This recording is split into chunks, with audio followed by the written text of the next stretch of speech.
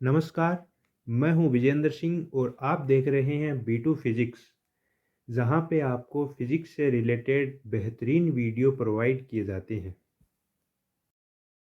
इस वीडियो में हम निर्देश तंत्र अर्थात फ्रेम ऑफ रेफरेंस के कंसेप्ट को क्लियर करेंगे। चलिए स्टार्ट करते हैं।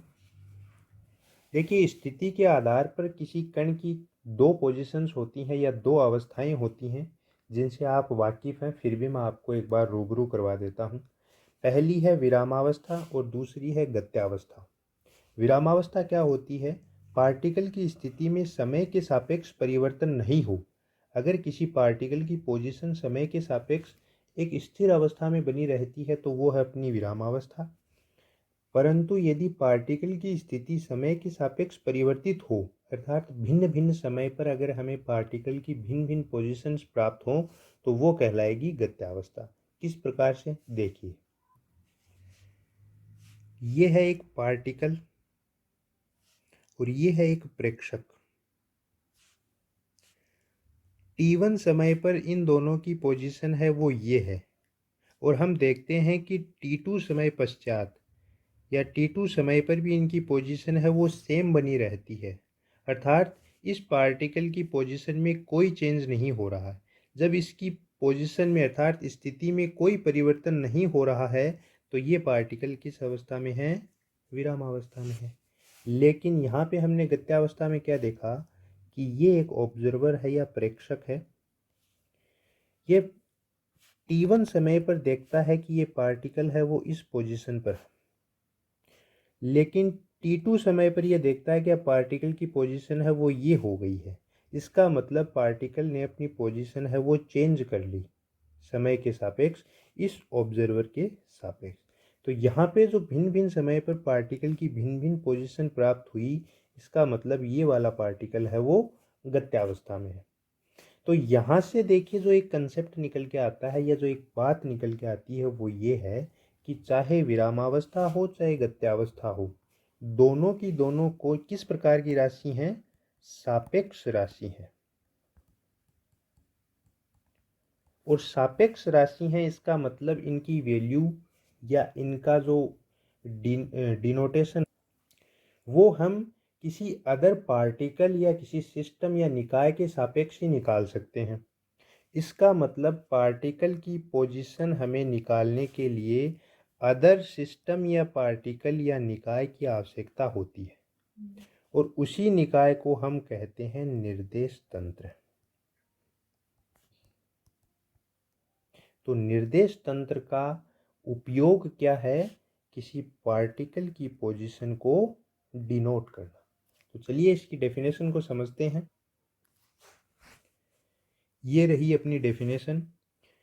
निर्देश तंत्र फ्रेम ऑफ रेफरेंस वह निकाय जिसके सापेक्ष कण की स्थिति को व्यक्त किया जाता है उसे निर्देश तंत्र कहते हैं। जैसे मान लीजिए, हमने ये मान लिया ये निकाय है अपना, और इस निकाय के सापेक्ष हम इस पार्टिकल जो पॉइंट P पर स्थित है इसकी स्थिति को व्यक्त कर रहे हैं। ठीक है, तो ये क्या है? निर्देश तंत्र, जिसके सापेक्ष हम इस पार्टिकल की पोजीशन को डिनोट कर रहे हैं। अब देखिए, यहाँ से फिर एक सवाल उठा कि ऐसा सरलतम निर्देश तंत्र किस प्रकार का हो जिसे आसानी से उपयोग करके हम स्पेस में किसी पार्टिकल की पोजीशन को बहुत ही सरल तरीके से निकाल सकें या ज्ञात कर सकें। तो इस समस्या का समाधान है वो करता है अपना कार्तीय निर्देश तंत्र, जिसे हम इंग्लिश में बोलते हैं कार्टेशियन कोऑर्डिनेट सिस्टम। तो कार्टेशियन कोऑर्डिनेट सिस्टम है वो सबसे सरलतम का निर्देश तंत्र है जिसकी सहायता से स्पेस में किसी पार्टिकल की पोजीशन को डिनोट किया जा सकता है। तो थोड़ा सा हम कार्टेशियन कोऑर्डिनेट सिस्टम के बारे में भी जान लेते हैं। तो देखिए, कुछ इस प्रकार से होता है कार्टेशियन कोऑर्डिनेट सिस्टम, जिसमें अक्ष वाई और जेड ये तीन एक्सिस हैं, अक्ष वाई और जेड। जो तीनों एक्सिस हैं वो ओ पॉइंट पर मिलती हैं। इस पॉइंट ओ को हम बोलते हैं रेफरेंस पॉइंट अर्थात संदर्भ बिंदु।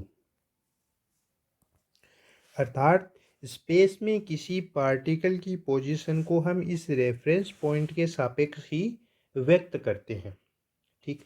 अब देखिए, इसको अगर मैं बहुत ही आसान भाषा में समझाना चाहूँ तो अभी आप जिस रूम में बैठे हैं उस रूम के अपने सामने वाले कॉर्नर को देखिए, जो नीचे फर्श पर 3 लाइनें मिलती हुई दिखाई दे रही हैं आपको, और जो सेंटर में जो कॉर्नर बन रहा है वो अपना पॉइंट ओ है, जिसे हमने रेफरेंस पॉइंट कहा है।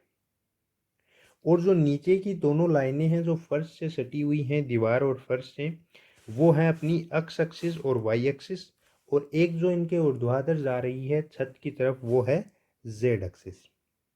तो कुछ इस प्रकार से कार्टेशियन कोऑर्डिनेट सिस्टम होता है।